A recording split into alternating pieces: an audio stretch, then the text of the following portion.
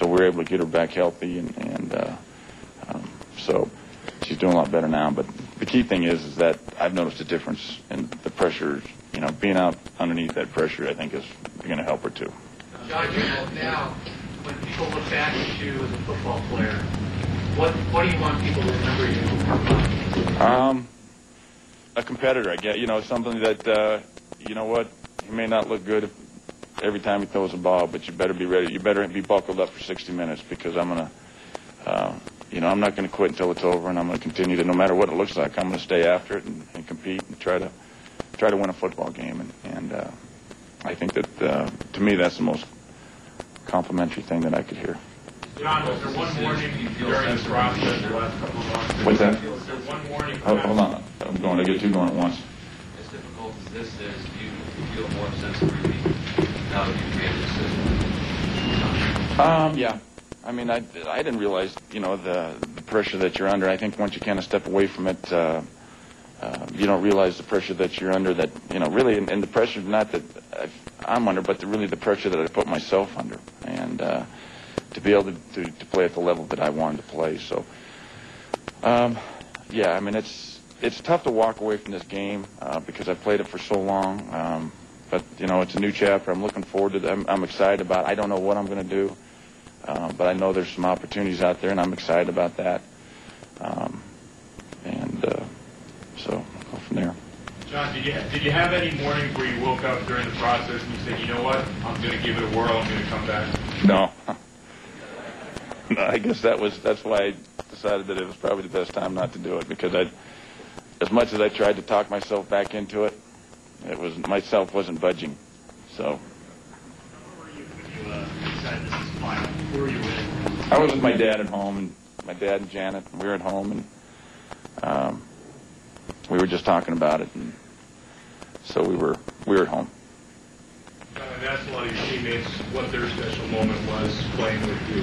Do you have a special moment in your career that stood out from all the rest?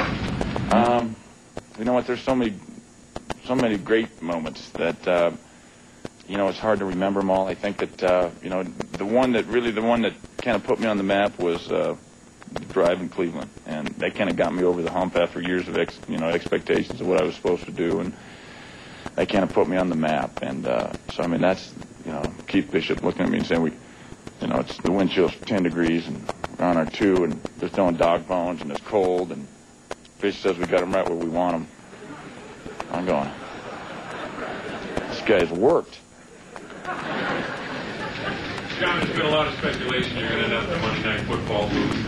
Pat's talked about maybe you become a limited partner in the Broncos ownership. Can you address those two issues? And in the general sense, do you see yourself as being a color analyst down the road? Is that appeal to you? Or? You know, I don't know. I mean, I haven't explored. I haven't personally talked to anybody at ABC, so that's more speculation than anything. I don't know. That's something that I'd like to explore and see. I'm extremely sensitive to my kids' schedules as far as their games and those type of things, which falls on the weekend. So that is why I'm not, you know, I'm not going to shut it out, but I'm not overly excited about doing the color commentary, those type of things, because of the time commitment as far as the weekends and the family. So, but I'm not canceling. I'm not saying no, but that's very slim as far as that. Now that I'm retired, I'll have to talk to Mr. B and see what he has to say, and you know, we'll go from there. But you know, those are, you know, like you said, those are two that at this point in time I haven't explored any of those options, just because I'm kind of waiting to make this decision. Now that I've made this decision, I can move on and see what direction I want to go. John, did you watch the Gretzky retirement? I didn't watch it. No. Not watching it? No. I mean, I was playing golf, I think. I don't know. But John, you haven't made up your mind up until just recently. The media, toward the end of last season, was constantly referring to this as being your last season. At any point, did you feel as though maybe somebody was trying to push you away? No.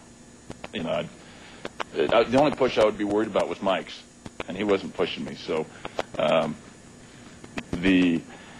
you know, I had a pretty good idea, but, you know, and talking about it, the hardest thing was to try to head that off, because the last thing I wanted to do is bring up my situation, whether I was going to come back and play, and have that take away from what we were doing at that point in time, and that's trying to win football games and get in the playoffs and trying to win a Super Bowl. So, I mean, the last thing I wanted to do is take any focus off that by talking about what John Elway was going to do, because it didn't matter at that point in time. What do you remember from the first press conference that was 16 years ago? I looked for that camel hair coat. I couldn't find it. Plus, it probably wouldn't fit now either. But the only thing I really remember, there's so many different things that have passed, but the memories I have is what I saw when, on the TV and the different. I just look at that and grin on how I looked. How do you think that baseball career was done? I don't know. I know I made the right decision, and I love baseball, but football, to me, and the position that I play I wasn't even a comparison. So, but who knows? I'm gonna. Time limit on how many years you wanted to play, how many years you wanted to play? No, I didn't.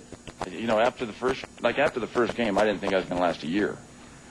I'm staring at Jack Lambert with no teeth, and he's snarling, and I'm saying, you can have all your money back, just please blink me out of here. I don't want to. But, those first 4, 5, 6, 7 years there's a lot of bumpy road, it was a bumpy road, and at that point in time, you just really concentrate on trying to establish yourself and try to improve as a quarterback, and you're hoping that you can play as long as you can and win some Super Bowls. I mean, the years were not even when we were chasing that Super Bowl. I mean, it didn't matter what year it was. I mean, I'm telling you, chances are right now, if we hadn't won a Super Bowl, I'd be back next year. And I think that because the number of years doesn't matter if you're chasing that carrot, which is that Super Bowl. So. John, you talked about how competitive you are, and everybody has extolled the virtues of your competitiveness. What's going to fill the void for you with that, whether it's on Sundays or just the general feeling of how competitive you are? And I don't think that I'll never be able to fill the void of playing a football game on Sunday afternoon. I'll never fill that because, to be able to play at that level in those situations and the pressure and all those type of things and the preparation that goes into that, I'll never be able to fill that void. And, that'll be the biggest part that I miss. And, but, I still think that there's going to be, and I'm looking forward to it. That's why I think there's many things that I can still be competitive in. I mean, you're competitive in business and those type things. It probably won't be the same satisfaction, but I think that there's still a lot of things that I can do in that area that I'll get a lot of satisfaction out of. John, can you imagine you're looking back to being and having your comeback victory still stand as a record? What would that mean to you? Define kind of what those comeback victories mean to you. That's kind of legacy you want to catch you down. I mean, that's something I'm proud of. I think that you wonder sometimes how come we got in that situation so many times, but I'm